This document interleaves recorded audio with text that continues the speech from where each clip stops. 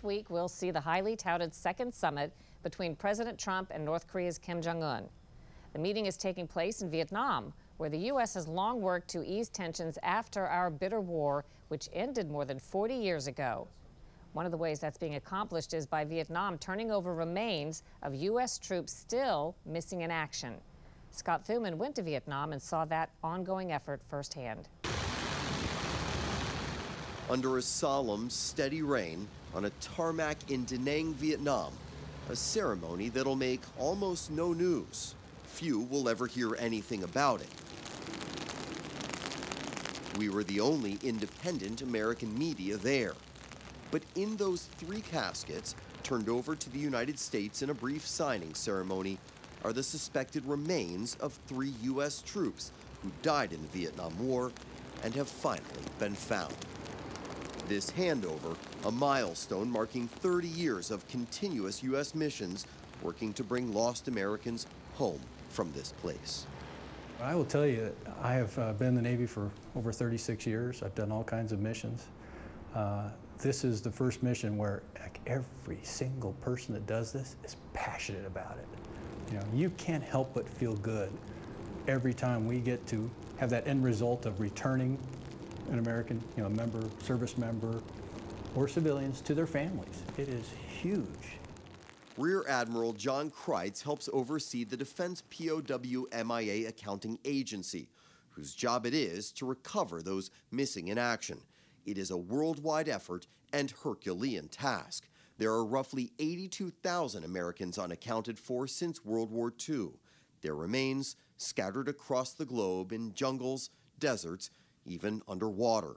Here in Vietnam, there's more pressure with every passing day. You're in a real race against time. You have kind of the trifecta of challenges. You have hot climate, humid climates, and you have very acidic soil. And what that is doing is that is just literally eating away and destroying the remains of our fallen, much more rapidly than almost anywhere else in the world.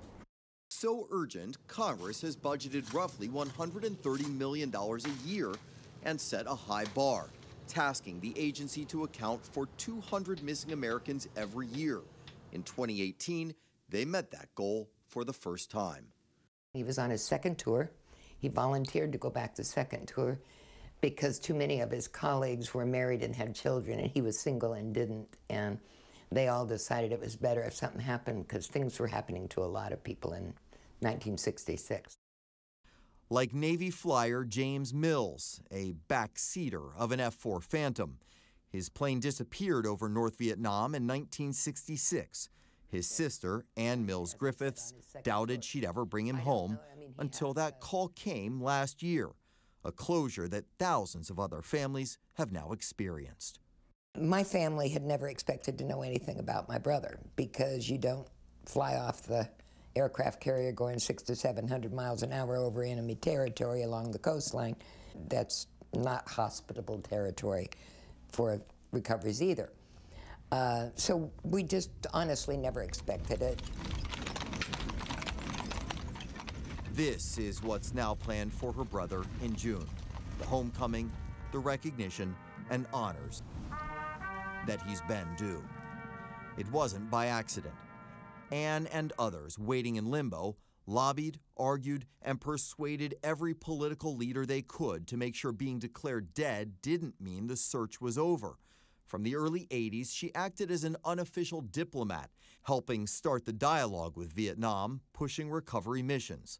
The message was clear. If something happens to you, we're going to be there. We being the collective, we big U.S. government, American people, veterans organizations. We're not just going to allow you to disappear. We'll be there standing behind you. And a once unlikely partner, the Vietnamese themselves, played along. We had a rare chance to speak with one of their senior officers.